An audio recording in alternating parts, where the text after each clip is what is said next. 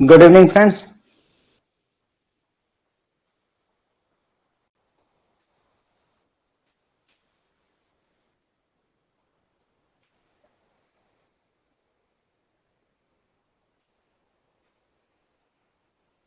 Good evening सभी को, good evening.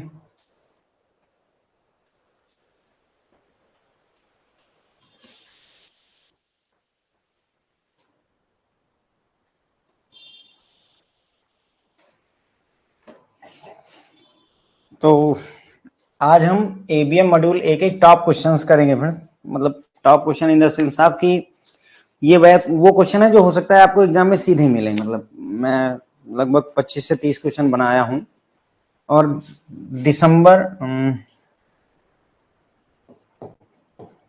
2024 में भी जाइएगा लाइव क्लास में, वहां पर भी जो है मैंने टॉप क्वालिटी के वहां पर भी टॉप क्वालिटी के क्वेश्चंस मैंने इसी तरीके से शेयर किए, तो उनको भी जरूर देख लीजिएगा। ओके, क्योंकि ये ऐसे क्वेश्चन है फ्रेंड जो हो सकता है कि आपको एग्जाम में सीधे इनकाउंटर हो, मतलब पूरे चांस होते हैं। पिछली बार भी मैंने पढ़ाया था और क्वेश्चन पूछे गए थे, इस बार भी मैं पढ़ा रहा हूँ। आई एम होपफुल कि मतलब जो है कि आपको क्वेश्चन मिलेगा एग्जाम में इससे, इस पीडीएफ से। ओके,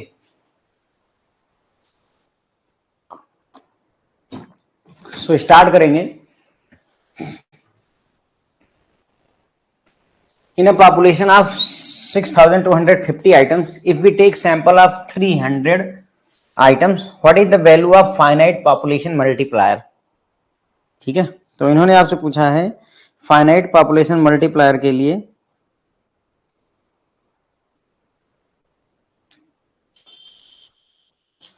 कैलकुलेट करें। अगर आता है आपको, करवाया है मैंने, नहीं आता है तो कोई बात नहीं, मैं कैलकुलेट करूंगा, पर पहले आप कैलकुलेट करें और देखें कि आपका आंसर क्या आता है। गुड इवनिंग सभी को friends, good evening.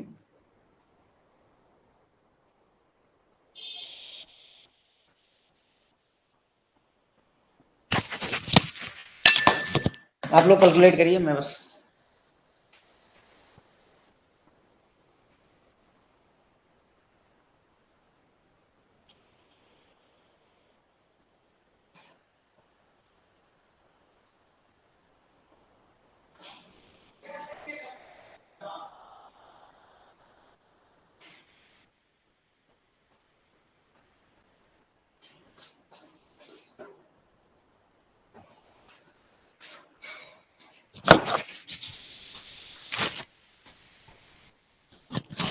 Friends calculate करिए। आप मानकर चलिए आप एग्जाम में बैठे हुए हैं, they will ask such question. Okay, तो फाइनाइट पॉपुलेशन मल्टीप्लायर का फार्मूला होता है अंडर रूट के अंदर में capital N minus small n upon capital N minus one.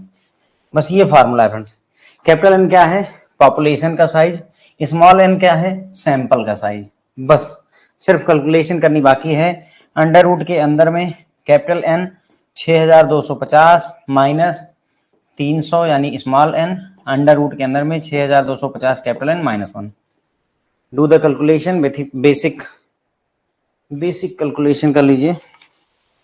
6250 minus 300, तो ये हो जाएगा 5950 डिवाइडेड बाई 6249। ठीक, तो अगर इसको आप सॉल्व करेंगे तो अंडर रूट के अंदर में आ रहा है 0.9522 मान लीजिए, और जब इसका अंडर रूट निकालेंगे 0.95, तो ये आ जा रहा है फ्रेंड्स ये वाला बी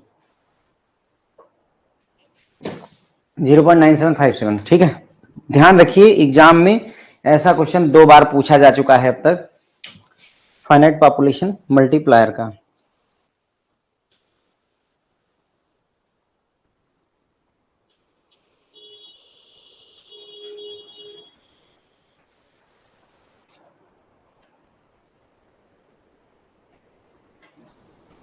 ओके,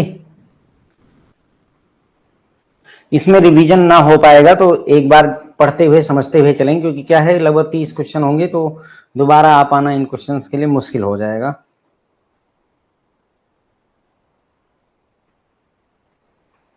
ये है question, calculate the mean deviation from the median concerning the following data.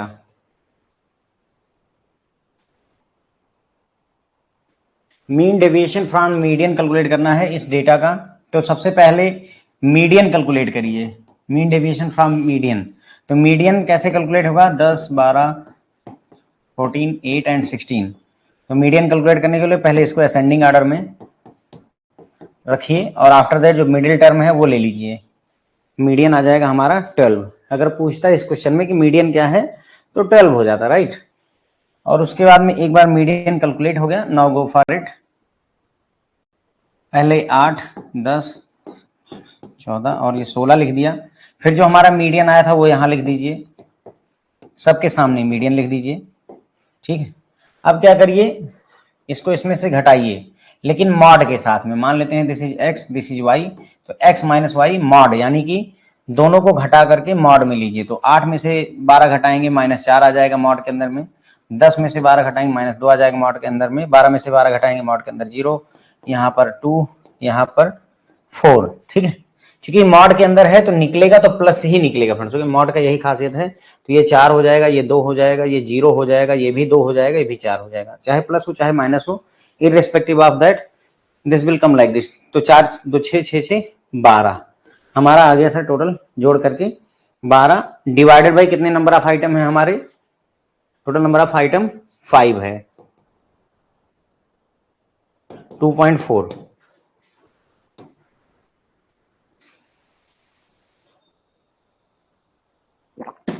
अगर आपको याद हो ऐसा क्वेश्चन मैंने करवाया हुआ है।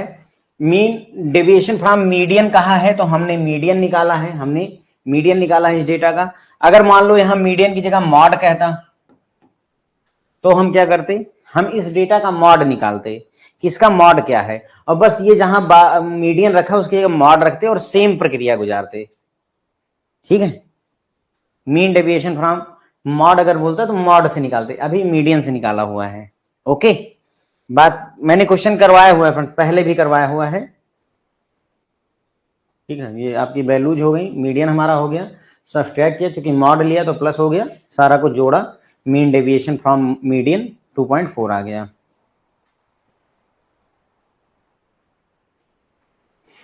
एक ऑर्गेनाइजेशन है जहां पर 80 ऑफिसर हैं, 50 क्लर्क हैं, 20 सब स्टाफ हैं।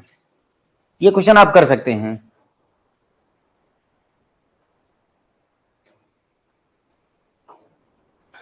सर कल आपको ये पीडीएफ मिल जाएगी और वीडियो भी मिल जाएगा रिकॉर्डेड में, कोई दिक्कत नहीं है। एक ऑर्गेनाइजेशन में 80 ऑफिसर है, 50 क्लर्क हैं, 20 सब स्टाफ हैं। एवरेज मंथली सैलरी जो है ऑफ द ऑफिसर, क्लर्क और 20 स्टाफ जो है उनकी ये है 60,000, 40,000 एंड 20,000। यानी कि जो 80 ऑफिसर हैं उनकी सैलरी है 60,000, जो हमारे जो है 50 क्लर्क हैं उनकी सैलरी है 40,000, और जो हमारे 20 सब स्टाफ हैं उनकी सैलरी है 20,000। कितनी है सर, 20,000 रुपीज है सब स्टाफ की। अब आपको बताना है find the average salary of the organization, पूरे ऑर्गेनाइजेशन की औसतन सैलरी क्या है, ये डेटा दिया हुआ है, कैलकुलेट कर लीजिए, मुश्किल सवाल नहीं है।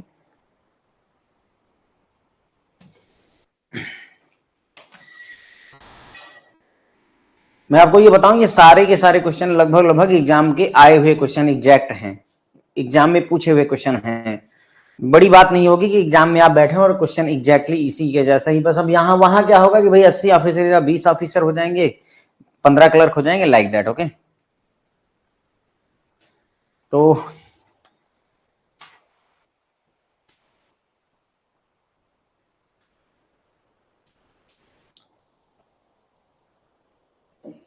कल सर क्लास इसीलिए नहीं हो पाई थी, मैं इसकी प्रिपरेशन में लगा हुआ था। मैंने कहा कि ऐसा पढ़ाया जाए जो सीधे एग्जाम में हिट करे, ज्यादा अच्छा रहेगा देन कि हम क्लास करें, ठीक है। तो कुछ करना नहीं है, बहुत आसान सा सवाल है ये। 80 ऑफिसर की औसतन सैलरी कितनी, 60,000 रुपए है, तो टोटल कितनी हो जाएगी। 50 क्लर्क की औसतन सैलरी 40,000 है तो टोटल कितनी हो जाएगी, और सिमिलरली 20 सब स्टाफ की अगर सैलरी 20,000 है तो टोटल कितनी हो जाएगी, ठीक है। इफ यू कैलकुलेट दैट तो 8 6 4800 के हो जाएगा, 2000 के हो जाएगा, के लिया है कि मतलब 1000 होता है, 20 हम 400 के हो जाएगा। जोड़ देंगे अगर हम तो 72 100 के divided by total number of staff कितने हो जाएंगे?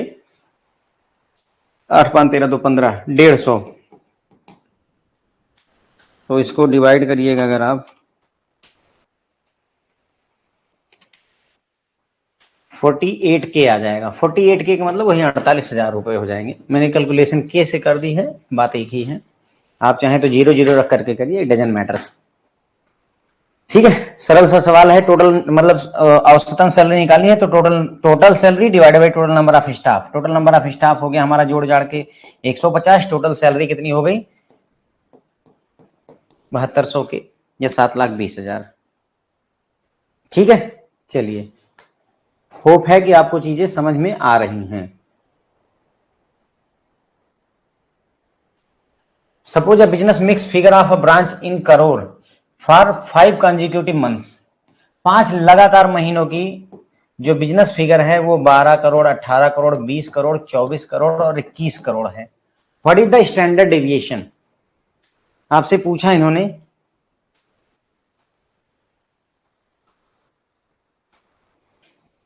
स्टैंडर्ड डेविएशन कैलकुलेट करने के लिए इन्होंने कहा है थोड़ी सी और जगह की जरूरत पड़ेगी। ठीक है, तो हमारे पास ये डेटा है, 5 महीने का डेटा आपको दिया हुआ है। आपसे स्टैंडर्ड डेविएशन कैलकुलेट करने के लिए कहा गया है।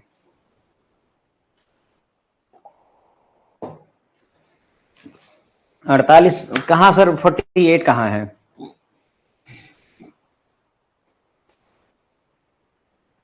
ठीक है, कोई नहीं, आप खुद सॉल्व करिए। ये क्वेश्चन मैं छोड़ रहा हूं अभी के लिए। प्लीज आप लोग अपनी तरफ से ट्राई करें, अगर ना आए तो फिर मैं देखता हूं। ठीक है, I will give you like 3 minutes. Okay, Biren sir फिर से कैलकुलेट कर लीजिए, गलती नहीं है वहां पे।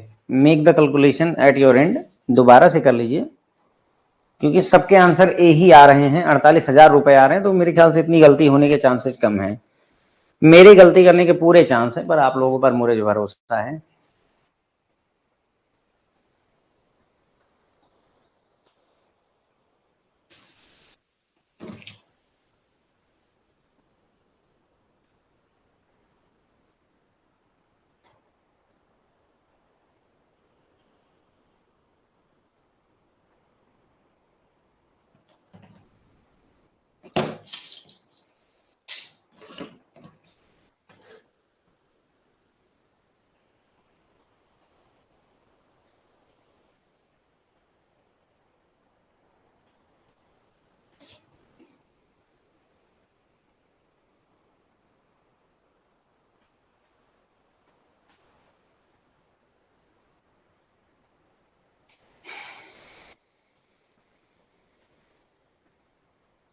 ठीक है, मैं कोशिश करूं मेरे ख्याल से। अब तब तक आप लोग करते रहिए, मैं भी ट्राई करता हूं। तो हमें क्या करना है, दिस इज, मान लीजिए x है, 12 है, 8 है, 18 है, 20 है, 24 है और 21 है। स्टैंडर्ड डेविएशन कैलकुलेट करना है तो सबसे पहले हमें मीन चाहिए होगा। What do we need? Mean. Mean कैसे निकलेगा? इन सबको जोड़ डालिए और औसत निकाल लीजिए। तो 12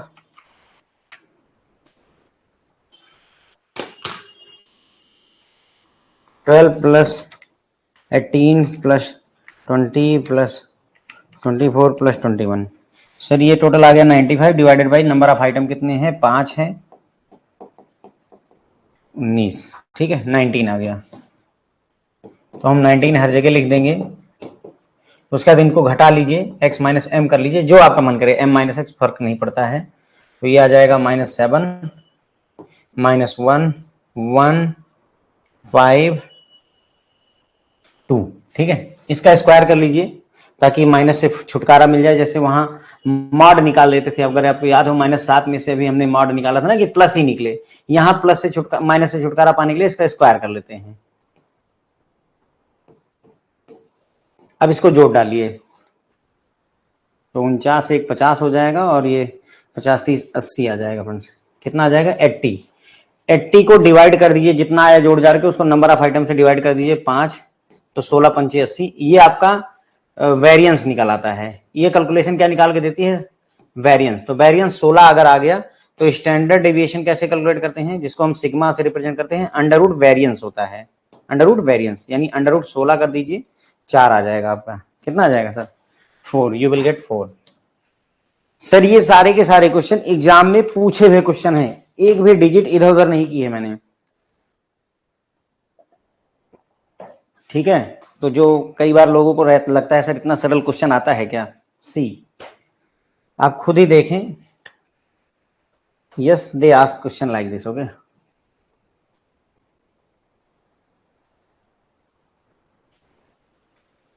तो यहां है the number of calls received in a bank call centre in 6 months is, मतलब रुपीज नहीं होगा, 15 लाख, 26 लाख, 32 लाख, 21 लाख, 17 लाख और 24 लाख।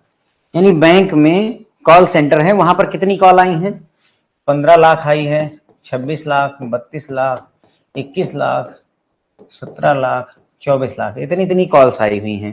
आपसे क्या पूछा इन्होंने, what is the median of number of calls, जो कॉल है उसका मीडियन कितना है, मीडियन, मीन नहीं पूछा, मीडियन। तो मीडियन निकालने के लिए हमें क्या करना पड़ता है, इसको पहले असेंडिंग या डिसेंडिंग ऑर्डर में रखना पड़ता है।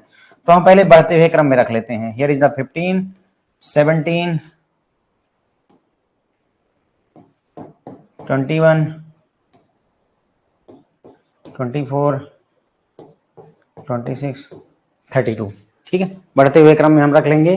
फिर क्या करेंगे, अब अगर ज्यादा डेटा नहीं है तो मैंने आपको बताया था क्रॉस आउट मार दीजिए, बात खत्म होती है, ठीक है। अब 2 फंस गए तो इनका एवरेज निकाल लीजिए, 1 होता तो आंसर कर देते, 2 फंस गए तो एवरेज निकाल लीजिए, 21 और 24 जोड़िएगा 45 आएगा, आधा करिएगा 22.5 आ जाएगा, बात खत्म होती है, ठीक है सर। कितनी औसतन कॉल आ रही है यहाँ पर, सॉरी औसतन नहीं, मीडियन कॉल जितनी आ रही है उनका मीडियन कितना है, 22.5 लाख कॉल्स, ठीक है, 22.5 लाख है ना, LSKH लाख कॉल्स, ठीक। ध्यान रखिएगा मीडियन निकालते समय हमेशा जो है इसको बढ़ते क्रम में या घटते क्रम में जरूर सेट कर लीजिएगा, जरूर सेट करिए।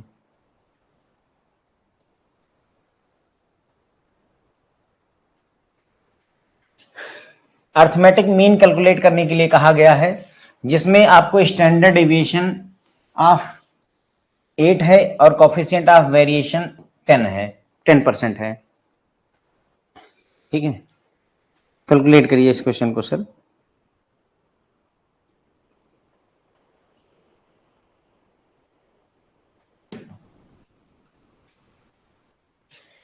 कोफिशिएंट ऑफ वेरिएशन आपको दिया हुआ है 10% का, अर्थमेटिक मीन कैलकुलेट करने के लिए बोला है, स्टैंडर्ड डेविएशन आपका 8 है।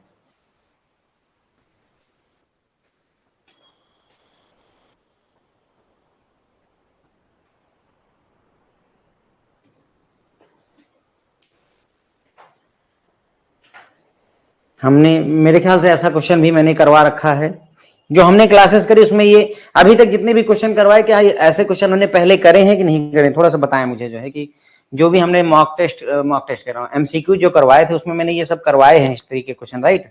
भले ही नंबर्स ये ना रही हूँ, लेकिन मतलब we have I think learn about all these things. सही कह रहा हूँ या गलत है फ्रेंड्स? यस, पढ़ाया हुआ है मैंने कहीं ना कहीं, पर मतलब मैंने जिक्र किया हुआ है, ऐसा नहीं है। और ये सब एग्जाम में फ्रेंड्स पूछे जाते हैं, आप समझिए, मतलब हमने इस बार आपको अच्छे मार्क्स आने चाहिए, मेरा अपना मानना है। तो कोफिशिएंट ऑफ वेरिएशन अगर दिया हुआ है तो उसका फार्मूला होता है standard deviation divided by arithmetic mean into 100%, ये होता है इसका फार्मूला। आंसर किसमें आता है, कोफिशिएंट ऑफ वेरिएशन का परसेंटेज में ही आता है। अब कोफिशिएंट ऑफ वेरिएशन दिया हुआ है तो 10% यहां लिख दिया, इक्वल टू स्टैंडर्ड डेविएशन 8 दिया हुआ है, डिवाइडेड बाई, ध्यान रखिए यहां पर ये ना लिख करके आप स्टैंडर्ड डेविएशन भी लिख सकते हैं, इवन आपसे फार्मूला भी पूछा जा सकता है, ओके। तो 8 डिवाइडेड बाई अर्थमेटिक मीन हमें पता ही करनी है, इनटू 100%, ठीक है। 10% से अगर इसको डिवाइड करिएगा तो यहाँ 10 बचेगा, अर्थमेटिक मीन आ जाएगा आपका इधर, 8 इंटू 10 80 हो जाएगा। So you get arithmetic mean as 80।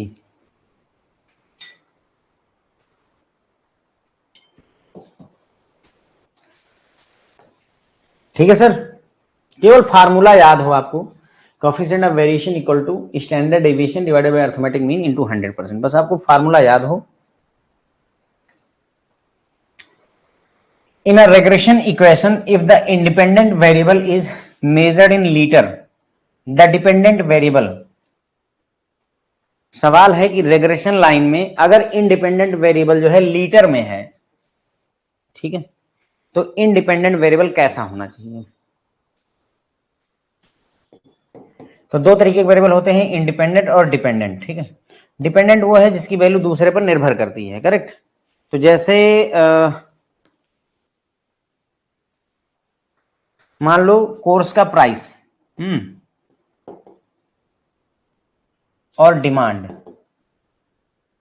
तो भाई कोर्स के प्राइस फ्री है, 500 रुपए रख दूं, 1000 रुपए रख दूं, 200 रुपए रख दूं, मेरी मर्जी पर है, लेकिन डिमांड जो है उसी प्राइस के हिसाब से ही, प्राइस जो है डिमांड उसी प्राइस के हिसाब से ही डिसाइड होगी। तो इंडिपेंडेंट कौन है? प्राइस। और डिमांड हमारी डिपेंड है, जितनी ज्यादा, जितना ज्यादा प्राइस होगा डिमांड उतनी कम होगी, जितना कम प्राइस होगा डिमांड उतनी ज्यादा होगी, ठीक है। तो अब जैसे प्राइस किस में है? रुपए में। डिमांड किस में है? भाई नंबर ऑफ स्टूडेंट की हो जाएगी अगर कोर्सेस में। तो अगर हम ये समझना चाहें तो भाई it can be in any unit,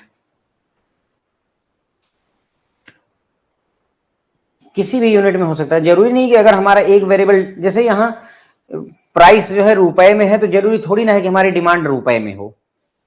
समझ रहे हैं मैं क्या कह रहा हूं, है ना। जैसे सेब है, एप्पल है ना। अब एप्पल की भी अगर हम डिमांड की बात करें तो एप्पल की प्राइस और एप्पल की डिमांड, है ना, सेम वही केस। इधर क्या है? इधर एप्पल है, उधर क्या है? डिमांड है। डिमांड काहे में? क्विंटल में है। एप्पल काहे में है? रुपए में है, प्राइसिंग में, काइंड ऑफ दैट। ओके, तो ऐसा कोई मेरे हिसाब से कोई ऐसा कंपल्सन नहीं है कि अगर एक यूनिट लीटर में है वेरिएबल तो दूसरा वेरिएबल भी लीटर में ही होना चाहिए। Nothing like that. ओके, तो it can be in any unit, ऐसा कोई डिपेंडेंसी नहीं होती है। For a given set of two variables, if the coefficient of correlation is minus 0.96, तो आंसर करिए। क्वेश्चन तो आसान सा है।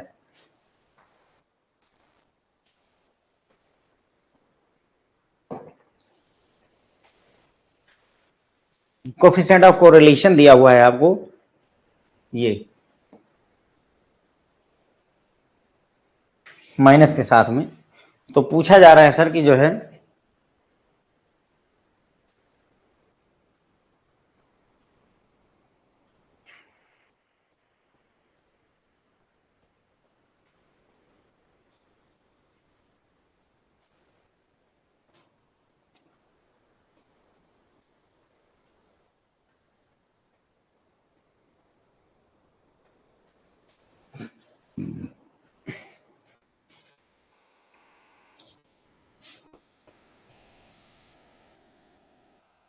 अगर वैल्यू जो है एक के आसपास है, चाहे प्लस में या माइनस में, तो रिलेशनशिप स्ट्रांग रहती है।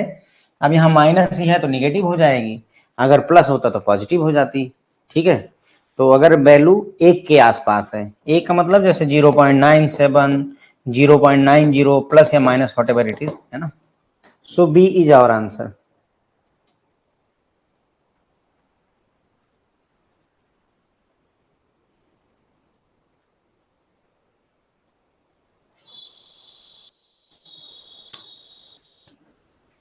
इसमें से कौन सा जो है ट्रू है ज्योमेट्रिक मीन के बारे में? Which of the following is true about geometric mean?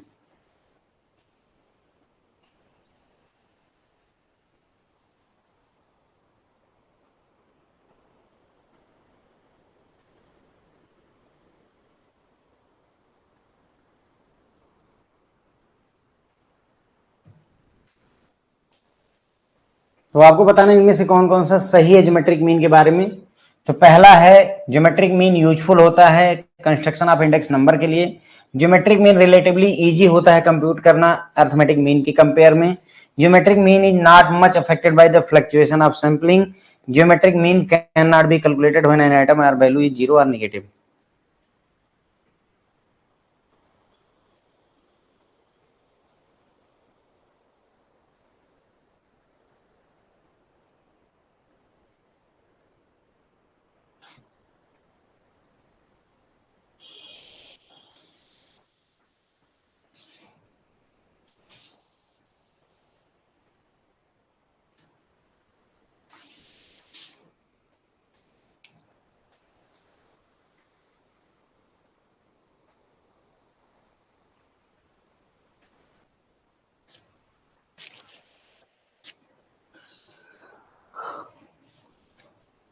तो बी है फ्रेंड्स, यहाँ पर हमारा करेक्ट आंसर इज बी। ठीक है, देखिए ज्योमेट्रिक मीन यूजफुल होता है, कंस्ट्रक्शन ऑफ इंडेक्स नंबर सही है। ज्योमेट्रिक मीन रिलेटिवली इजी नहीं होता फ्रेंड्स, इट इज डिफिकल्ट। ठीक है, रिलेटिव मीन डिफिकल्ट होता है कैलकुलेट करना, ये ज्यादा प्रभावित नहीं होता फ्लक्चुएशन ऑफ सैंपलिंग से। ज्योमेट्रिक मीन जो है कैलकुलेट नहीं किया सकता है जब कोई आइटम जीरो हो या निगेटिव हो। तो बाकी सारी चीजें सही हैं, बस केवल वही उतनी बात गड़बड़ हो गई है जो ये इजी वाली बात कही, तो हमारा बी आंसर हो जाएगा। दूसरा गलत है, बाकी सारी बातें सही हैं।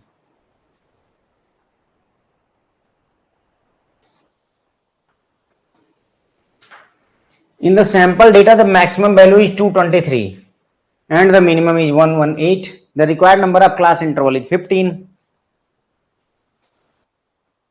What is the class width? Class की width calculate करनी है।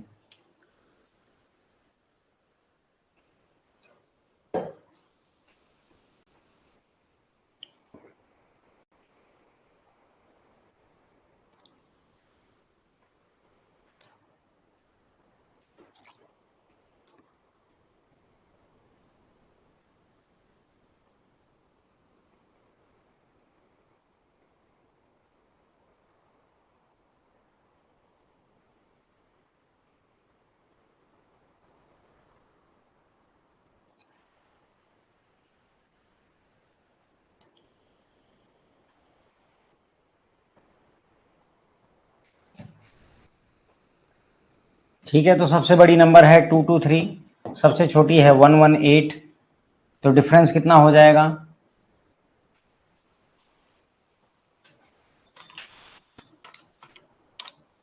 105 का।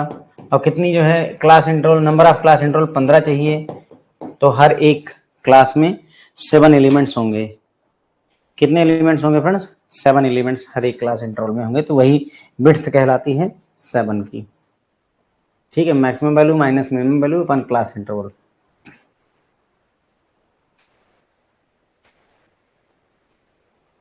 Based on the following information, question number 11 और 12 का आंसर करना है। ये केस स्टडी है।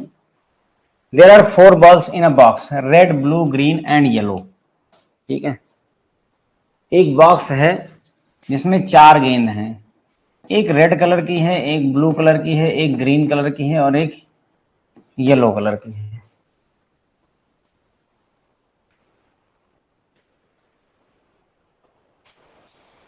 रेड, ब्लू, ग्रीन और येलो।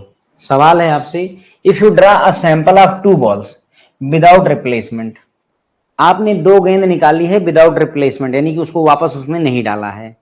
देखिए यहां ये बात नहीं लिखी कि if you draw 2 balls simultaneously, ये बात नहीं लिखी है, बल्कि विदाउट रिप्लेसमेंट लिखा है। इसका क्या मतलब, देखिए जैसे यहां मान लीजिए हमारे पास में 1 2 3 4 बॉल हैं, 4 बॉल्स हैं। अगर मैं बोलता कि 2 बॉल साइमल्टेनियसली निकाले गए, इसका मतलब हमने हाथ डाला और 2 गेंद एक साथ निकाल करके बाहर रख दी, ये साइमल्टेनियसली का मतलब होता है। ठीक है, लेकिन यहां ऐसा नहीं है। यहां बोल रहा है कि हमने 2 बॉल निकाली है लेकिन विदाउट रिप्लेसमेंट। ठीक है, रेड, ब्लू, ग्रीन और येलो, इनमें से 2 बॉल निकाली है लेकिन रिप्लेस नहीं किया। इसका मतलब हम रिप्लेस कब नहीं कर पाएंगे? जब एक बॉल निकालें और उसको रिप्लेस ना कर पाए, फिर दूसरी बॉल निकालें और फिर रिप्लेस ना करें। इसका मतलब एक समय पे एक ही बॉल निकाली जा रही है। जो मैं कहना चाहता हूं कि एक टाइम पे आप एक ही बॉल निकाल रहे हैं, तो इसकी कैलकुलेशन कैसे होगी आपको बताना है। प्रोबेबिलिटी दैट आप नॉट ड्राइंग रेड बॉल, आपने 2 बॉल निकाली है, उनको रिप्लेस नहीं किया है, तो आपको बताना है कि आपने रेड बॉल नहीं निकाली, इस बात की प्रोबेबिलिटी। ठीक है, समझते हैं। देखिए सबसे पहले हमारे पास बॉक्स में रेड, ब्लू, ग्रीन और येलो बॉल हैं, तो टोटल नंबर ऑफ बॉल कितनी है? 4 हैं हमारे पास। टोटल नंबर ऑफ बॉल कितना है? 4 हैं। और उसमें से मैंने 2 बॉल निकालनी है, लेकिन पहले मैं पहली बॉल निकालूंगा, फिर मैं दूसरी बॉल निकालूंगा। पहले मैं पहली बॉल निकालूंगा, तो इसमें से मैं मान लो एक बॉल निकालता हूं, कोई सी भी एक निकालता हूं। लेकिन ये कह रहा है कि probability of not drawing red ball, यानी कि वो मना कर रहा है कि रेड ना निकालो, बाकी कोई निकाल लो। तो मैं मान लेता हूं कि चलो येलो मैंने निकाल ली। ठीक है, तो इसका मतलब ये हुआ कि रेड छोड़ करके बाकी इन 3 बॉल में से कोई भी मैं निकाल सकता हूं। मेरा मन है येलो निकाल लूं, मेरा मन करे ग्रीन निकाल लूं, मेरा मन करे ब्लू निकाल लूं। क्यों? क्योंकि भाई उसने रेड छोड़ने की बात की, बाकी किसी के लिए मना ही नहीं करी है। तो इसका मतलब मेरे पास चांसेस कितने हैं? 3 चांस हैं, मतलब कहने का कि मैं 3 बॉल निकाल सकता हूं। ठीक है, टोटल नंबर ऑफ बॉल कितनी है 4, उसमें से कितनी निकाल सकता हूं 3, और इनमें से कोई भी रेड नहीं होगी। ठीक है, अब क्या हुआ, मान लो कि एक बॉल उसमें से मैंने निकाली, येलो वाली बॉल निकाल दी, विदाउट रिप्लेसमेंट है। इसका मतलब अब जब हमारा थैला दोबारा देखा जाएगा तो इसमें रेड, ब्लू और ग्रीन, ये 3 ही बॉल बची। तो इसका मतलब हमारे पास कितनी बॉल है, टोटल 3 बॉल हैं, और उसमें से कितनी निकाल सकते हैं सर, सिर्फ 2 निकाल सकते हैं। क्यों 2 क्यों निकाल सकते हैं, क्योंकि उसने कहा कि रेड बॉल मत निकालो, तो अगर रेड नहीं निकालेंगे तो या तो ब्लू निकाल सकते हैं तो ग्रीन निकाल सकते हैं, तो हम 2 ही बॉल निकाल सकते हैं इसमें से। ठीक है, तो बस 1/2। ठीक, कितना हो जाएगा सर 1/2।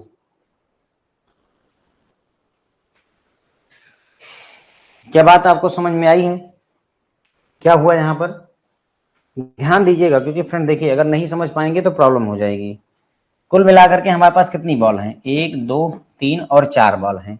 तो अगर मैं एक 2 बॉल निकालना चाहूं तो कुल कितनी बॉल हैं, कुल टोटल नंबर ऑफ केसेस 4 हैं, हम 4 बॉल निकाल सकते हैं। निकालनी कितनी है सर, सिर्फ 2, लेकिन 2 में भी रिप्लेसमेंट का कॉन्सेप्ट है। तो पहले इन 4 बॉल में से रेड को छोड़कर बाकी कोई 3 निकाल लूंगा, मैं कोई 3 निकाल सकता हूं। अब क्या हुआ, मेरे पास में एक बॉल चली गई, इसमें से कोई एक बॉल चली गई, अब मेरे पास में बची कितनी बॉल, 3 बॉल बची, कोई एक चली गई है लेकिन बची कितनी, 3 है। अब इस बार मेरे पास टोटल चांस कितने हैं निकालने के, 3 बॉल के हैं, उनमें से उन 3 में से है ना एक मैं निकाल चुका हूं। अब रेड नहीं छू सकते तो बाकी 2 ही बॉल में से कोई एक निकालनी है, बाकी 2 में से कोई बॉल।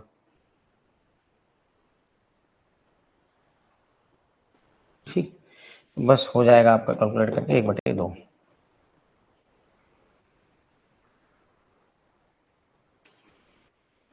अगला क्वेश्चन है, if you draw sample of 3 balls without replacement. अब क्या किया, सेम क्वेश्चन, लेकिन इस बार आपको 3 बॉल निकालने के लिए कहा गया, और probability of same, not drawing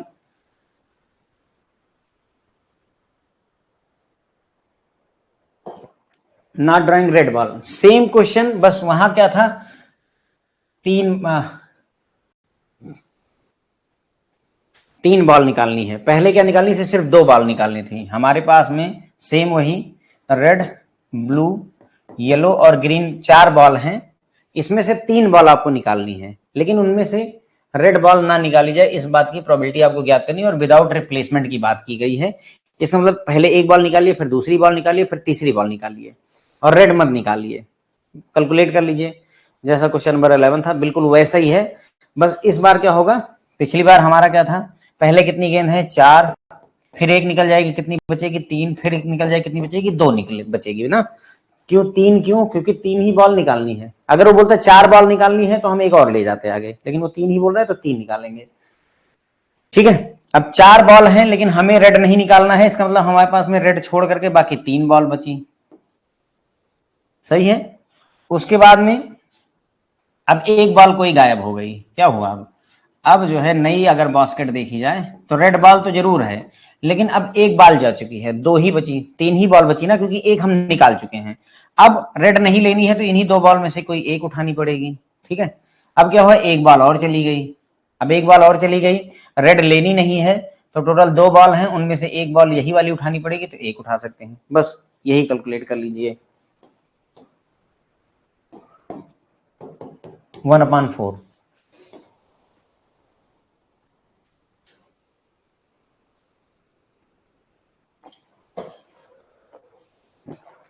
ठीक है, 1/4। अगर आपको कोई कंफ्यूजन ना हो, तो इस क्वेश्चन को थोड़ा सा मॉडिफाई करता हूं, फिर कैलकुलेट करते हैं। सोचो कि हम यहां पर 2 बॉल्स ये हटा दें, साइमल्टेनियसली लिख दें, टेनियसली। अगर सोचो इस क्वेश्चन में you draw a sample of 2 balls simultaneously, probability of not drawing red ball would be.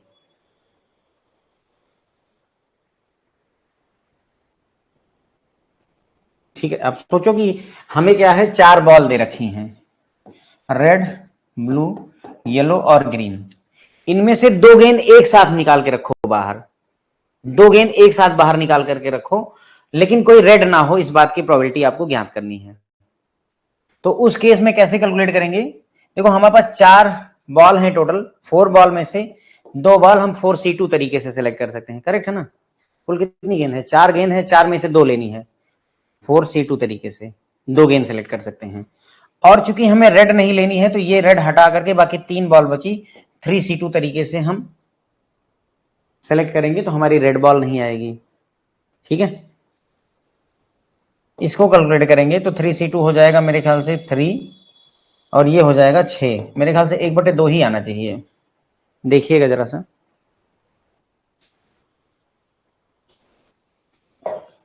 ऐसा क्वेश्चन साइमल्टेनियस वाला मैंने आपको करवाया हुआ है। टोटल नंबर ऑफ बॉल कितनी है सर, 4, 4 में से कितनी विड्रॉ करनी है, 2, तो 4C2 हो गया, हाँ।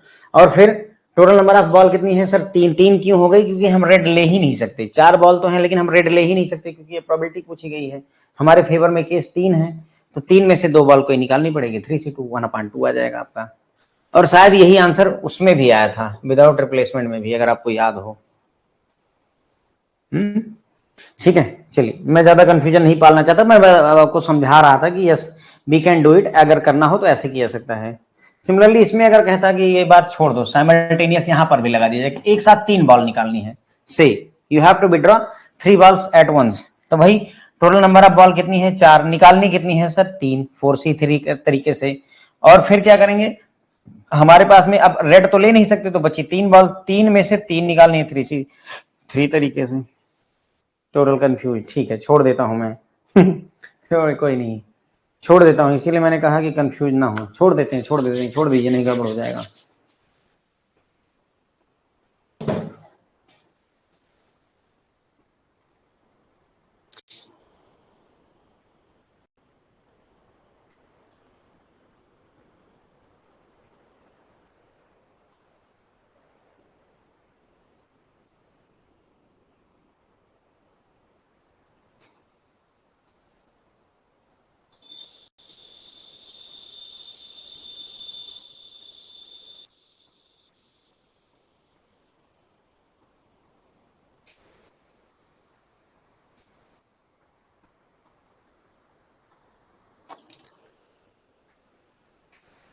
If the P is the population proportion and 0.6 is the sample proportion, the sample size is 100, estimated standard error of the population P is, ये आपको कैलकुलेट करना है,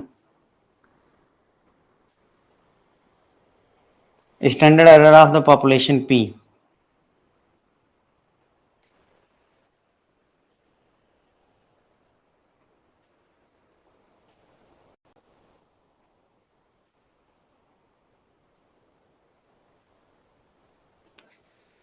कैसे कैलकुलेट किया है सर, इसका सोल्यूशन शेयर करिएगा, 99898140 sir. How you calculated this question, मुझे शेयर करें जरा सा।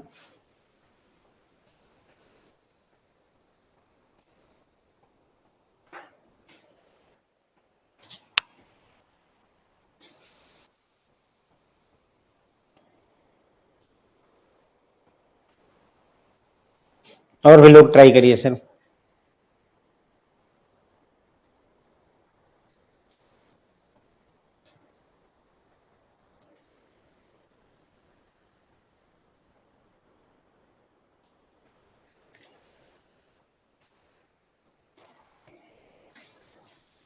करेक्ट है सर, √PQ/N होता है, ठीक है ठीक है ठीक है, बस बस यही मैं पूछ रहा था sir. Standard error of estimate equal to होता है √PQ/N,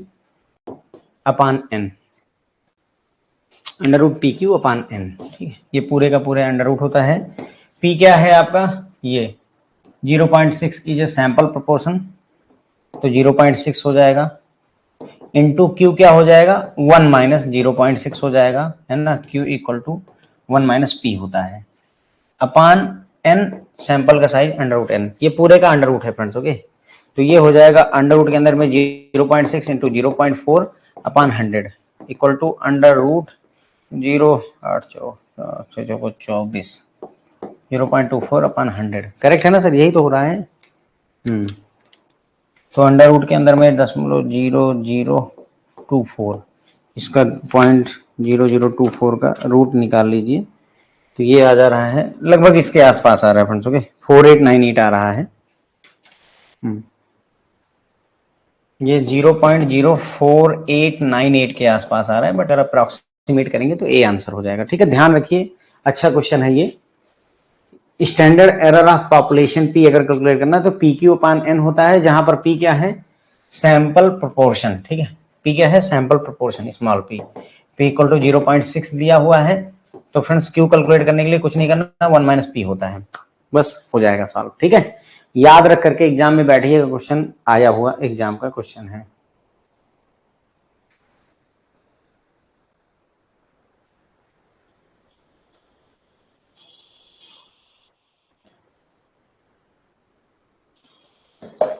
प्रोपोर्शन हिस्सा होता है sir.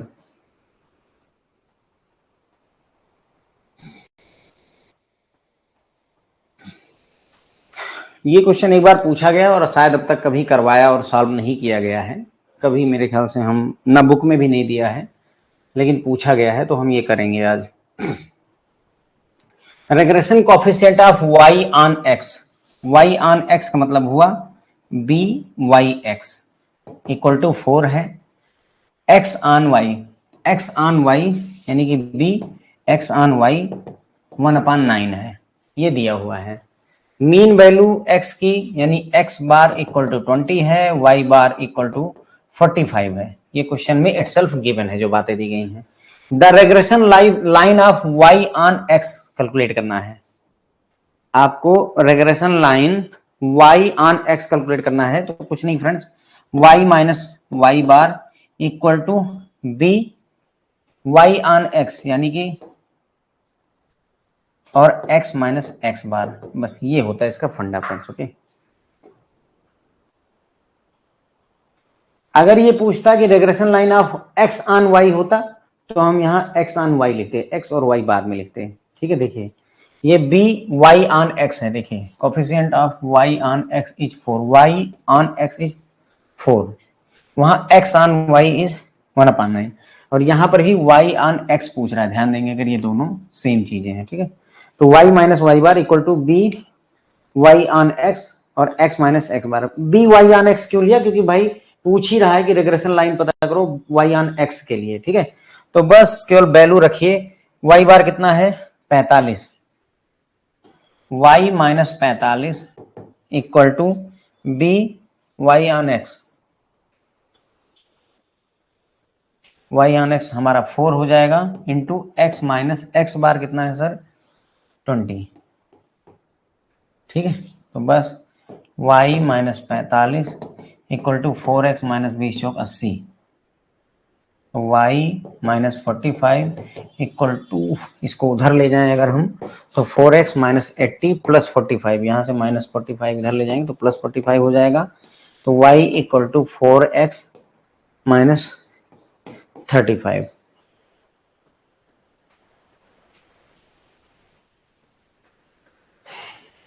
y equal to 4x minus 35, ये पहले कभी शायद पढ़ा नहीं गया है question,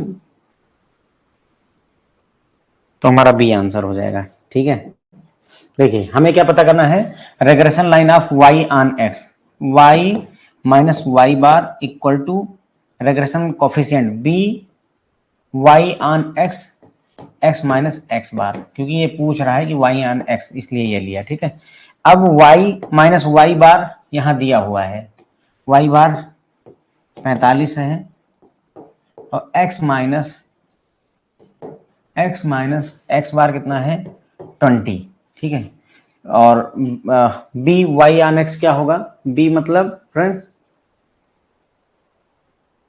regression coefficient of y on x, regression coefficient of y on x कितना है 4, तो बस यहाँ 4 रख दीजिए, कैलकुलेट कर लीजिए इसी को, बस इतना ही है। ठीक है, टफ है सर, तो सारे क्वेश्चन टफ थोड़ी ना, इसके पहले एवरेज भी तो आपने सॉल्व किया है सर अभी फिर सॉल्व करिएगा, आसान भी मिलेगा। मीडियन का क्वेश्चन सरल था, सारे क्वेश्चन कठिन नहीं होते सर। ठीक है, which of the following statement about the random sampling methods is incorrect, इनमें से आपको बताना है कि रैंडम सैंपलिंग मेथड के बारे में कौन सा स्टेटमेंट गलत है। Cluster sampling can be used when there is considerable variation within each group, but the groups are essentially similar. Systematic sampling will be appropriate only when elements lie in a sequential pattern. We use stratified sampling when each group has a small variation within itself. Still, there is a wide variation between the groups. The stratified and cluster sampling, the population is divided into well-defined groups. तो इनमें से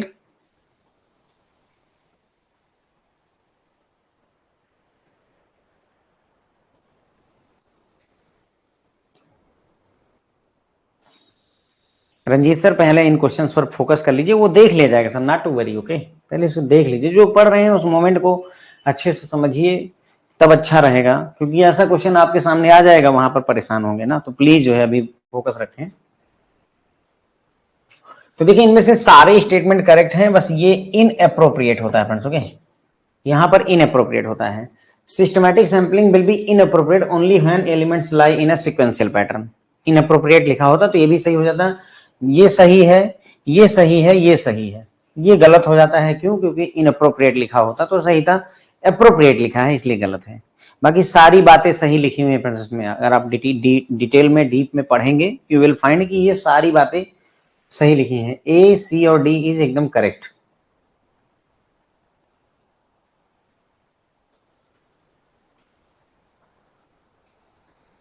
Which one of the following statement is true regarding estimation? इनमें से कौन सा statement estimation के बारे में सही है?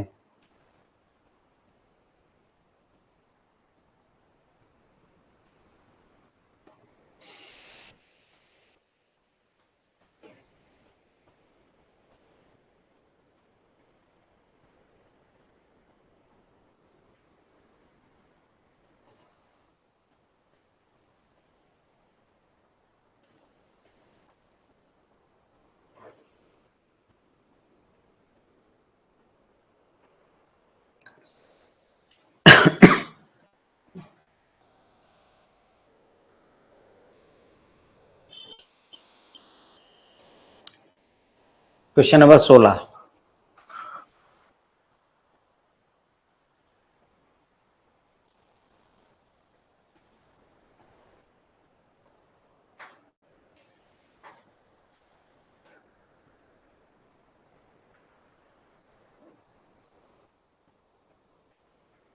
ए और डी सेम नहीं है सर, कॉन्फिडेंस इंटरवल है, कॉन्फिडेंस लेवल है। probability that we associate with an interval estimate is called confidence level। यही सही है फ्रेंड्स, ओके। ए और डी सेम नहीं है सर, वहां कॉन्फिडेंस इंटरवल लिखा है, यहां कॉन्फिडेंस लेवल लिखा हुआ है ना। ये डी आंसर है।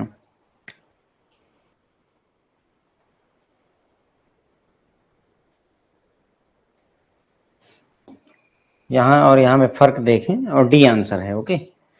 ध्यान रख करके बैठे एग्जाम में।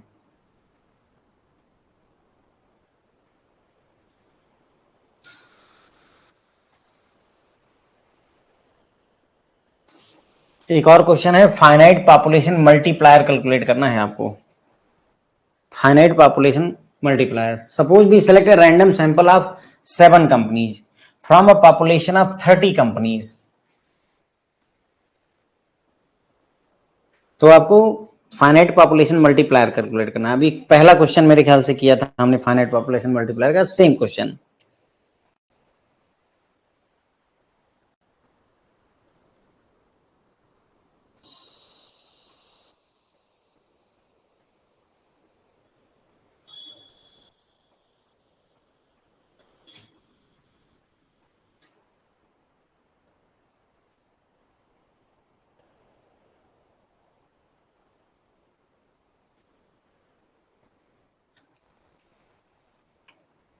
कर पा रहे होंगे मेरे ख्याल से, कोई कठिनाई नहीं है। Finite population multiplier equal to capital N minus small n upon capital N minus 1। Capital N is your 30 minus 7 upon 30 minus 1, so you will get 23 upon 29।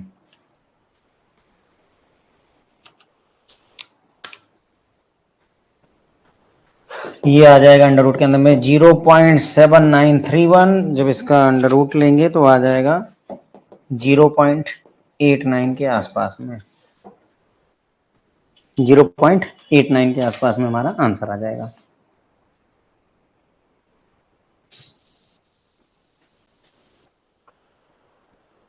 ये है यहां पर question, time series data for 7 year for the sales of table by a furniture mart is given below. 2014 से 20 तक sequentially, ये 2014 से लेकर के 2020 तक कितनी टेबल सेल की गई है उसका डेटा दिया हुआ है। तो पहला क्वेश्चन इन्होंने पूछा कि लीनियर इक्वेशन बताओ इसका, इस टाइम सीरीज डेटा का लीनियर इक्वेशन आपको बताना है, पहला काम। और दूसरा क्वेश्चन क्या है इसमें, ये है, ये थ्योरी बेस्ड है। The method of trend equation found for the above data, यानी कि जो ऊपर हमने ट्रेंड इक्वेशन कैलकुलेट की है उसके लिए कौन सा मेथड यूज किया जाता है, moving average method, residual method, ratio two moving average method, least square method.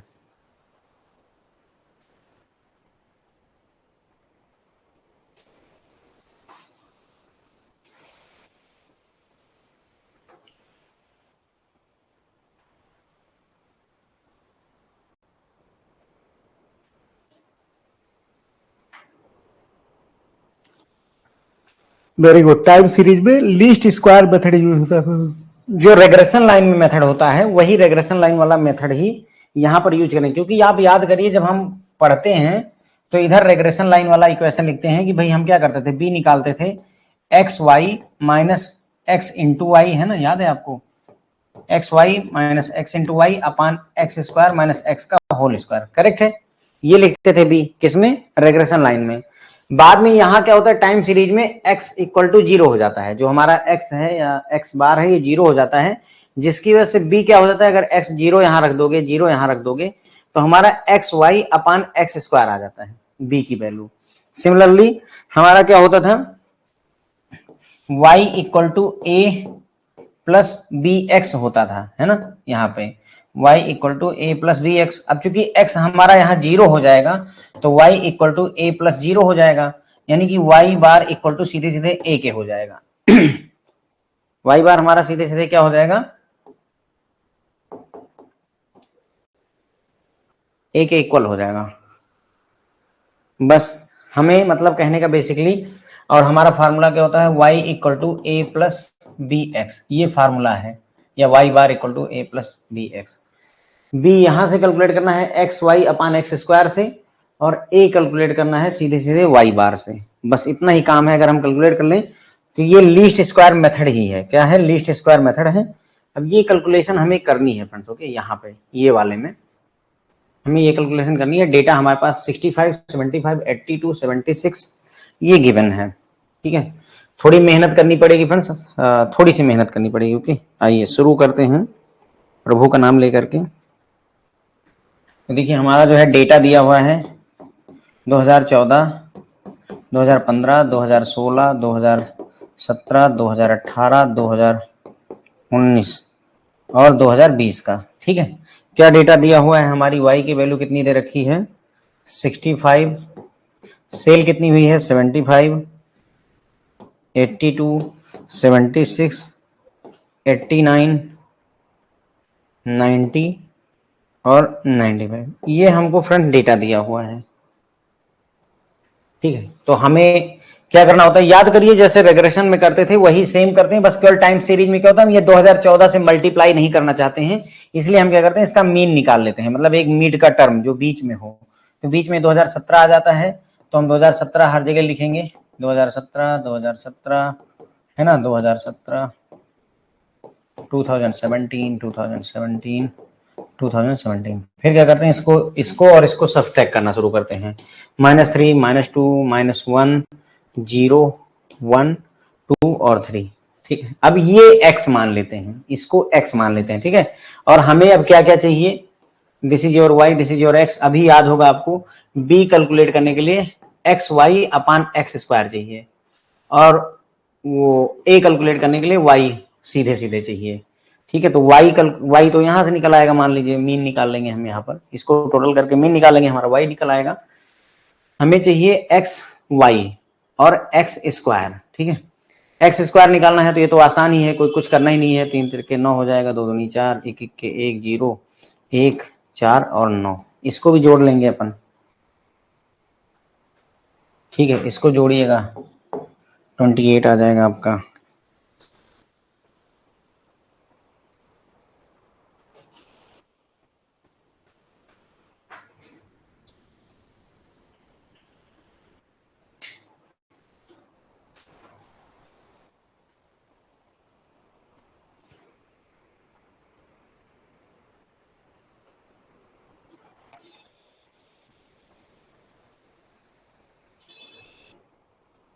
इसको पूरा जोड़िएगा तो आपका 572 आ जाएगा, 572।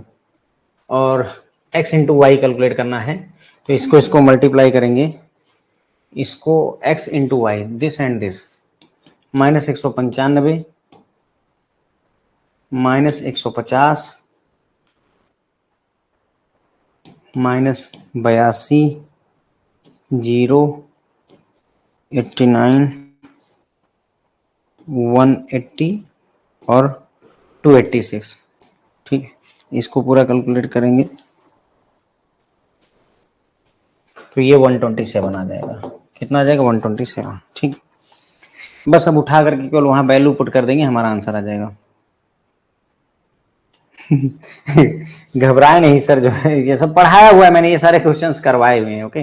ये सारी वैल्यूज आ गई, आप उठा करके यहाँ रख दीजिएगा। ए की वैल्यू कितनी? वाई के बराबर होती है, वाई कितना? This divided by number of item से इतना आ गया।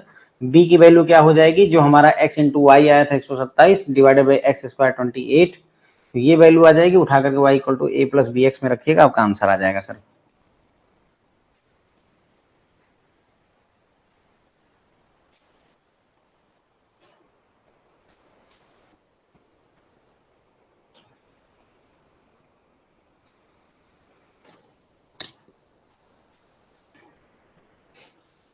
ठीक है सर, चलिए कोई नहीं, कैलकुलेट कर लीजिएगा। मैं भी जो है इतना ज़्यादा जोर नहीं ले पा रहा हूँ, घंटे भर हो गया मुझे पढ़ाते हुए, ठीक है। But moral of the story यही है, ठीक।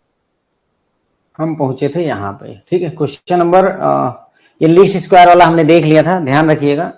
ट्रेंड एनालिसिस में जो हम यूज करते हैं मेथड कौन सा? लीस्ट स्क्वायर मेथड यूज होता है। खास करके किसकी हम बात करें? जहां पर y बराबर a प्लस बी एक्स वाला कॉन्सेप्ट यूज होता है, वहां पे, ठीक है। अब आ गए हम,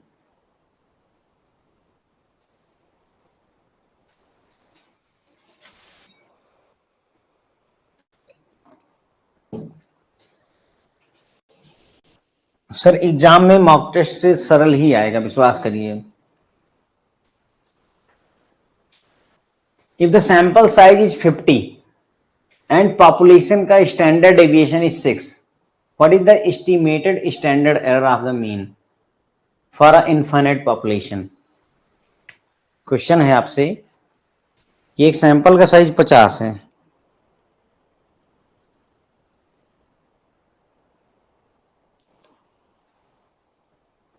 और पॉपुलेशन का स्टैंडर्ड डेविएशन यू गॉट 6, तो ऐसे में standard error of the mean calculate कर दीजिए।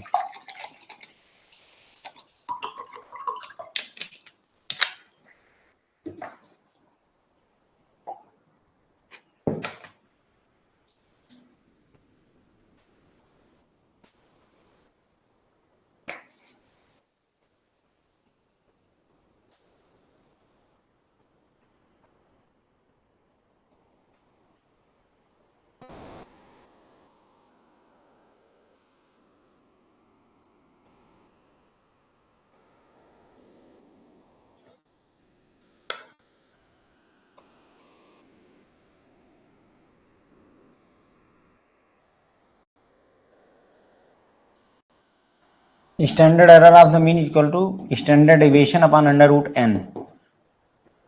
Standard deviation is 6, under root n is 50, 6 upon 7 point something, 7.071,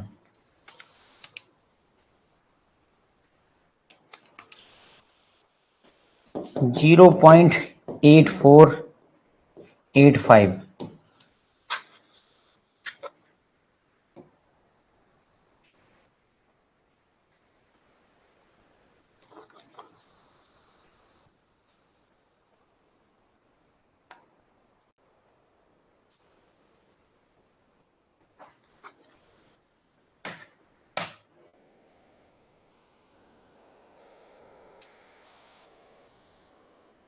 ठीक है सर। फार्मूला होता है standard error of the mean standard deviation divided by under root n, यानी सैंपल साइज का under root. Calculate कर लीजिए।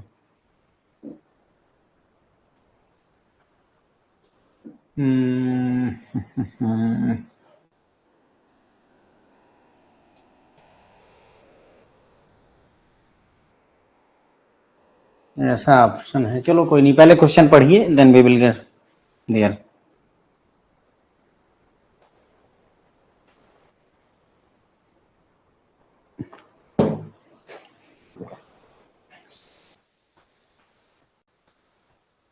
What does linear programming involve in scenario where the decision maker is required to maximize some linear objective function?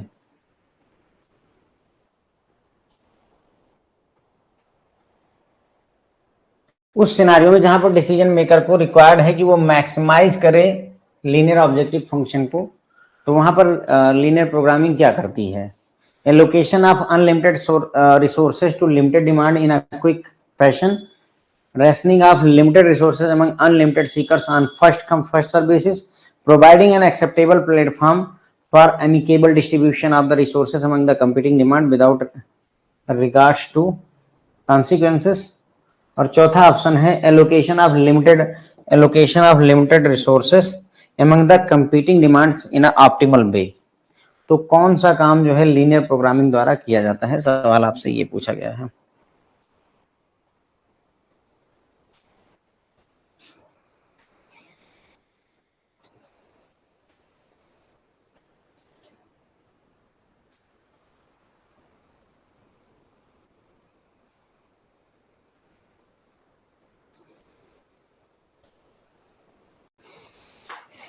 सबसे बड़ा ये है, तो ये ना करिएगा। Allocation of limited resources among competing demand in a optimal way किया जाता है लीनियर प्रोग्रामिंग द्वारा। D is the answer. Allocation of limited resources among competing demand in an optimal way.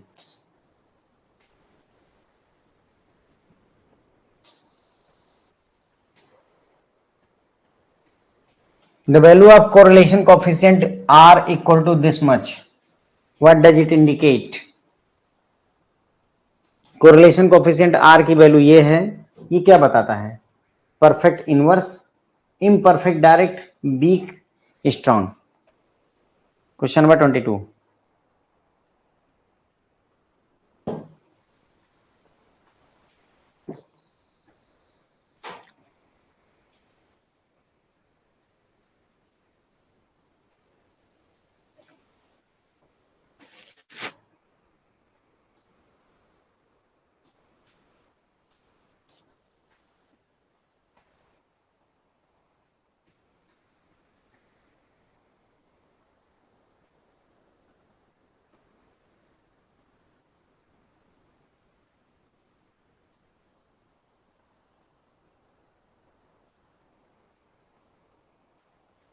Yes, it is a strong relationship. ठीक है, देखिए भाषा बदली है आईआईबीएफ ने, क्वेश्चन एक सेम ही है, बट यहां पर देखिए strong relationship is there. Okay,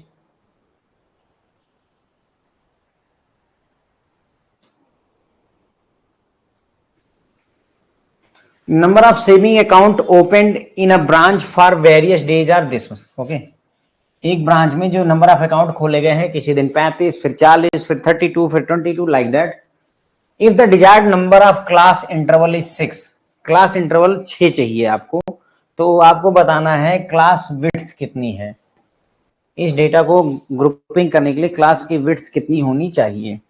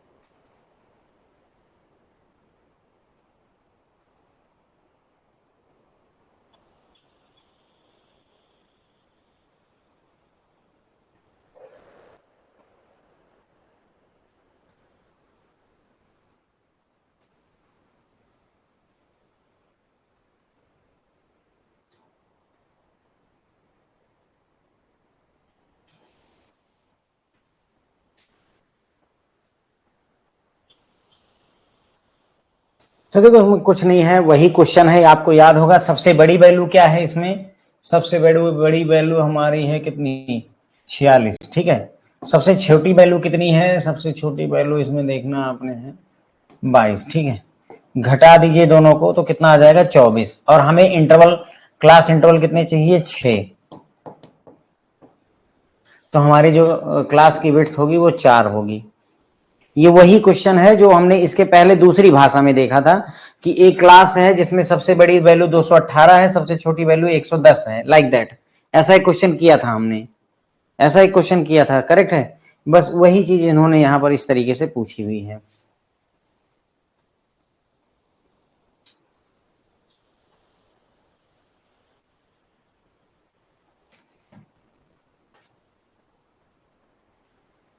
ठीक है, वही maximum value minus minimum range upon number of class interval जो चाहिए आपको।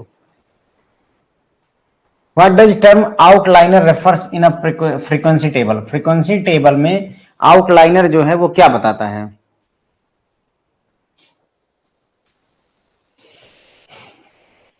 फ्रीक्वेंसी टेबल में फ्रेंड्स पूछा है कि टर्म आउटलाइनर क्या रेफर करता है, the median of data set, the mean of data set, a value that occurs frequently, a value that falls outside the typical range of the values।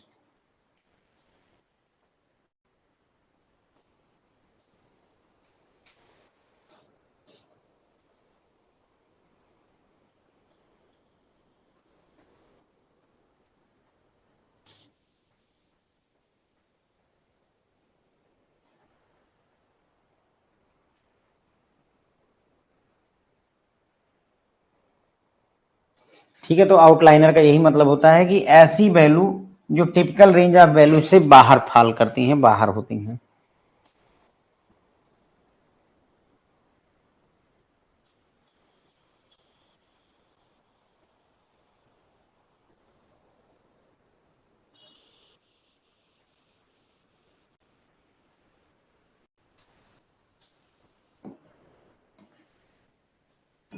सवाल आपसे पूछा है सर इन्होंने, what is the frequency for exclusive type of class interval 20 to 30, यानी 20 से 30, ये exclusive type of class interval है, इसकी फ्रीक्वेंसी बतानी है आपको, फ्रीक्वेंसी। और डेटा जो दिया हुआ है वो ये है आपके सामने।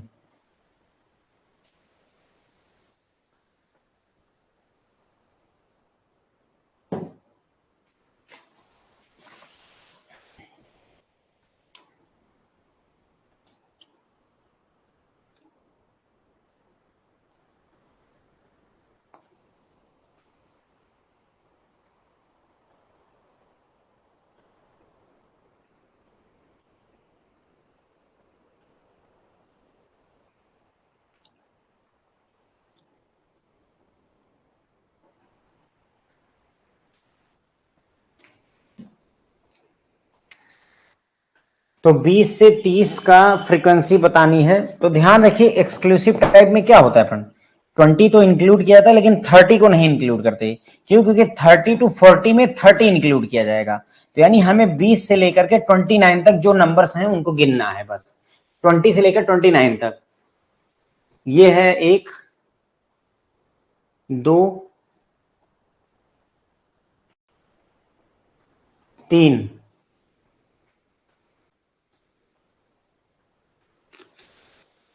मेरे ख्याल से 3 ही आ रहा है फ्रेंड्स, ओके। तो 3 हो गई इसकी फ्रीक्वेंसी 20 से 30 क्लास इंटरवल की।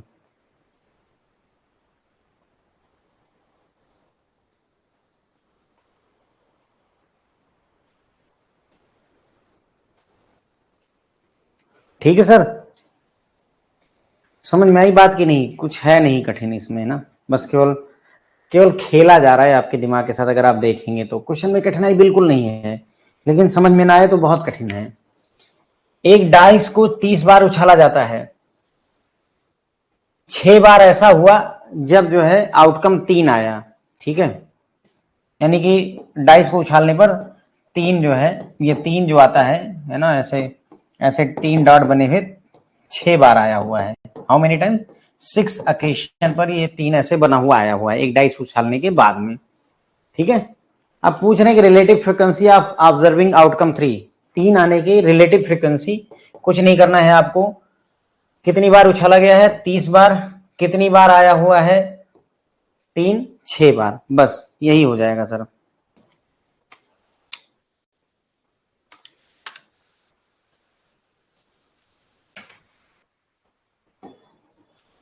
इतना ही कर दीजिएगा अगर मान लीजिए आ जाए तो, ठीक है। अगर पूछता कि 3 जो है 5 बार आया है, मान लो 6 बार नहीं 5 टाइम्स आया है, तो बस कुछ नहीं 5/30 हो जाएगा आंसर, इसके हिसाब से आता। ओके, रिलेटेड फ्रीक्वेंसी अगर पूछता है। अब क्वेश्चन में कुछ है नहीं, बस केवल इतना ही करना है, लेकिन अब पूछ लेंगे। पहली बार जब पूछा तो नहीं हो पाया लोगों से, थोड़ा डिफिकल्ट हो जाता है।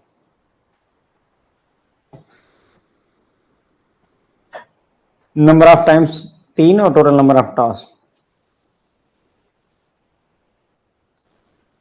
We can describe samples and population using mean, median, mode and standard deviation measures. When these terms describe a sample, they are called. जब mean, median, mod, standard deviation calculate करें और ये सैंपल को describe करें, ये चीजें sample के लिए आप कैलकुलेट करें, तो ये क्या कहलाते हैं? Statistics, parameters, sample, probability.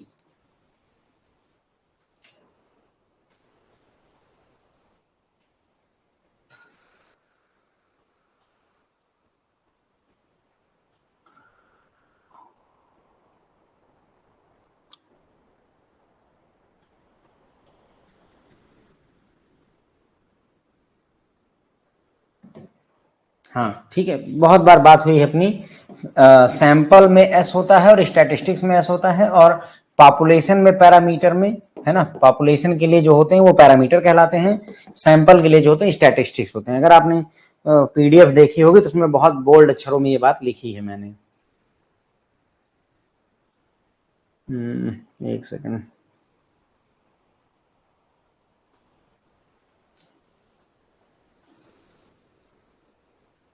पूछ रहा है इनमें से कौन सी स्टेटमेंट करेक्ट है रिगार्डिंग सिमुलेशन।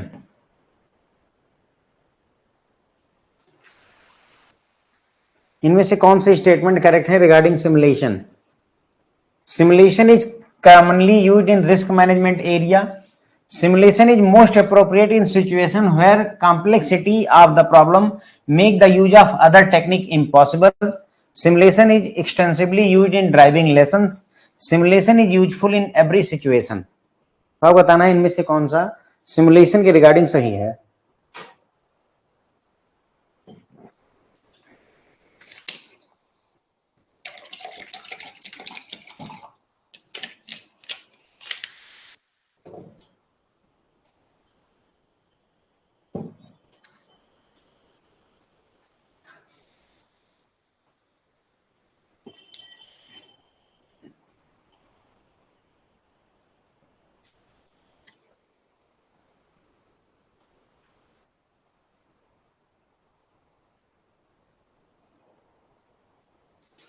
तो simulation is not useful in every situation, her situation में नहीं यूज कर सकते। बाकी आपका रिस्क मैनेजमेंट में जहां अदर टेक्निक नहीं काम आती, और ड्राइविंग लाइसेंस ड्राइविंग लाइसेंस कह रहा हूँ, सॉरी ड्राइविंग एक्सपर्टीज में ये यूज हो सकता है। ओके,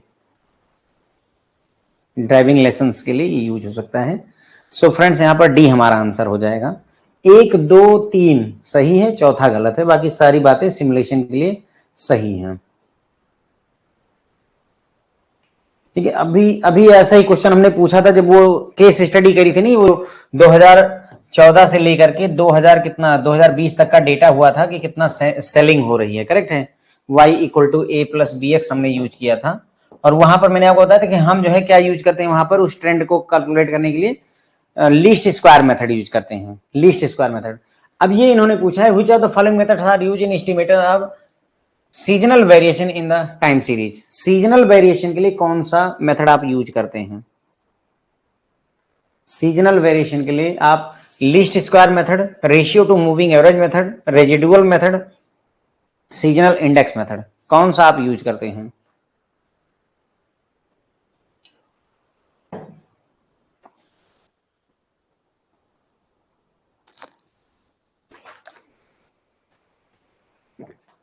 सीजनल इंडेक्स को कैलकुलेट करने के लिए हम friends ratio two moving average method और सीजनल इंडेक्स मेथड ये दोनों यूज करते हैं। ठीक है, रेजिडुअल मेथड कहाँ यूज होता है सर? साइक्लिकल में होता है, साइक्लिकल वाले में यूज होता है। लीस्ट स्क्वायर मेथड कहाँ होता है सर? सेकुलर ट्रेंड में होता है, सेकुलर ट्रेंड में होता है। ओके, तो ये सेकुलर ट्रेंड का है, ये आपका साइक्लिकल वाले का है, और ये दोनों आपके सीजनल वाले के हैं, सीजनल वेरिएशन के। ओके, तो आई थिंक जो है we are done with the questions. Question friends यहीं पर खत्म हो जाते हैं। अगर आप चाहें तो क्लास ड्रॉप कर सकते हैं। Thank you so much. कल मॉड्यूल बी रहेगा, कल मॉड्यूल बी करेंगे। इसी तरीके के बेहतरीन क्वेश्चन, बेहतरीन क्वालिटी के टॉप क्लास के क्वेश्चंस आपके लिए लाएंगे। होप है कि कल मैं नहीं क्लास कर पाया, उसके लिए आज मुझे माफ करें, क्योंकि मैं इस तैयारी में लगा हुआ था कि हम ऐसा पढ़ें जो शायद एग्जाम में काम आ जाए, इसीलिए कल क्लास नहीं कर पाया मैं। और आज मेरे ख्याल से ठीक है सर, मैं क्वेश्चन नंबर 3 आपको बता देता हूँ वीरेंद्र सर, रुक जाइएगा जरा सा। ठीक है, और लोगों की क्वेरी देख लूँ, अदरवाइज क्वेश्चन 4 दिन है,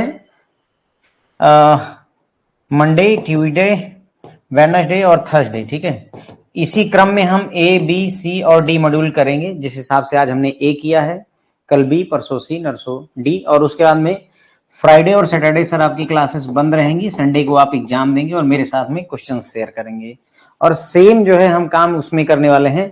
हर एक में यही काम, हर एक पैटर्न में रहेगा, यानी कि बीएफएम में भी हम यही पैटर्न फॉलो करेंगे। यू विल गेट बीएफएम में A, B, C, D, Monday, Tuesday, Wednesday, Thursday, और फ्राइडे सैटरडे उसमें भी आप रहेगा। सिमिलरली बीआरबीएल, एबीएफएम, जिसमें भी हमें मौका मिलेगा हम इसी क्रम में चलेंगे। ओके, जो क्रम यहाँ पर है आपके सामने, मैं लगभग जो है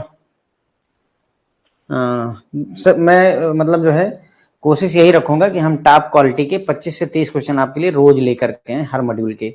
इसके पहले भी मैंने पढ़ाए फ्रेंड्स, उनको भी पढ़ लीजिएगा। यू विल गेट, है ना, आपको अच्छे मार्क्स मिलेंगे इससे। मैं पूरा होपफुल हूं कि आपको फायदा होना चाहिए सर, जो कुछ भी मैं पढ़ा रहा हूं यहाँ पे। एक अभी सर्कुलर का वीडियो भी है फ्रेंड्स। ओके, 4-5 सर्कुलर हैं आरबीआई के सर्कुलर, वो मैं रिकॉर्ड करके ऐप में डाल दूंगा। रिकॉर्डेड सेशन मिलेगा, लाइव नहीं पढ़वा रहा हूँ, रिकॉर्डेड करके मैं आपको दे दूंगा। आप उसको जरूर देख लीजिएगा। सर्कुलर वाला जो लेटेस्ट जो है सर्कुलर आए हुए हैं, उनसे क्वेश्चन कभी कभार पूछ लेता है IIBF। तो 4-5 सर्कुलर हैं जो मुझे लगते हैं काम के, तो उनसे क्वेश्चंस या उनसे डेटा मैं आपको अवेलेबल करवा दूंगा। रिकॉर्डेड अवेलेबल हो जाएगा, आप उसको जरूर देखिएगा।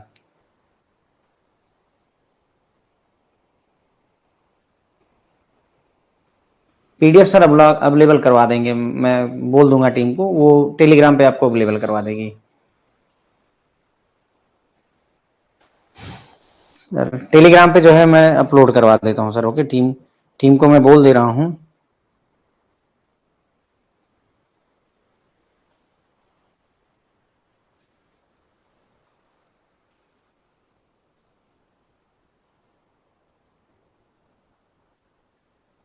बोल दिया है मैंने, थोड़ी देर में हो जाएगा। अगर आप टेलीग्राम पर ज्वाइंड हैं तो आपको पीडीएफ थोड़ी देर में ही मिल जाएगी sir. Okay, not to worry. Class drop कर दीजिए, अगर आपका कोई कंसर्न या क्वेरी नहीं है तो प्लीज जो है क्लास ड्रॉप कर दीजिए। मैं अभी जो है 9 बजने को है, 9:15 बजे से बीएफएम की क्लास रिज्यूम करूंगा। एक सर का क्वेश्चन नंबर 3 है, वो मैं करवा दूं।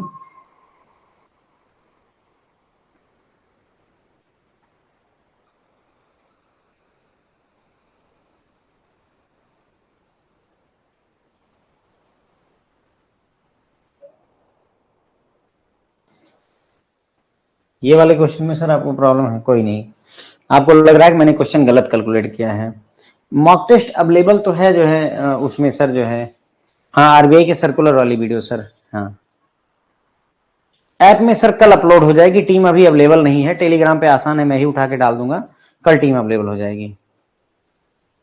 ठीक है, क्वेश्चन है कि 50 क्लर्क हैं, 80 ऑफिसर हैं, देखिए 80 ऑफिसर हैं और उनकी सैलरी 60,000 है सर। ठीक है, चलिए 60,000 सैलरी हमने ले ली, कितना हो जाएगा सर?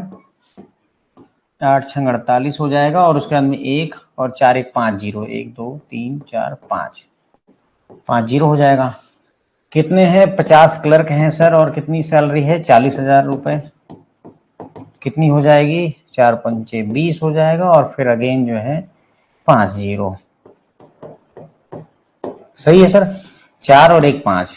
ओके, और 20 सब स्टाफ हैं और उनकी सैलरी 20,000 रुपीज है, तो ये हो जाएगा 2 दूनी 4 और आफ्टर दैट 3 1 5 0, 4 1 5 0। ठीक, तो ये हो गया सर। टोटल अमाउंट कितनी हो गई? 48 और 20, 68 और 4, 72 लाख रुपए जो है टोटल सैलरी हो गई पूरे विभाग की। और टोटल नंबर ऑफ स्टाफ कितना हो गया सर? 8 5 13 2 15, 150 हो गया सर। टोटल सैलरी 72 लाख रुपए है, 72 lakh divide by total number of employ 150 है। 10 से 10 काटिए, काट पीट लीजिए सर, आपको 48,000 रुपए आ जाएगा मेरे ख्याल से। बीरेन्द्र सर बताएं कहाँ प्रॉब्लम है आपको? यस कीर्ति मैम, आरबीआई सर्कुलर वाली ही वीडियो, 4-5 सर्कुलर हैं जो नोटिस में है, मैं उसको डालूंगा वीडियो बना करके।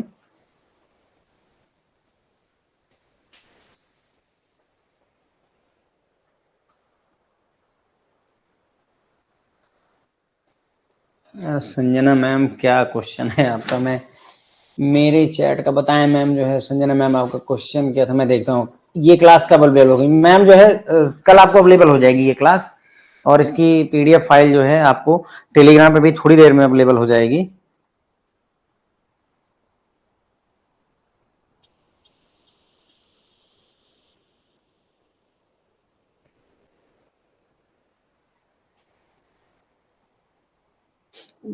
बहुत सारे मैसेज रहते हैं, अगर किसी का मिस हो जाए भाई तो माफ करिए हमें। जो है मेरा कोई इंटेंशन नहीं रहता है किसी को इग्नोर करने का।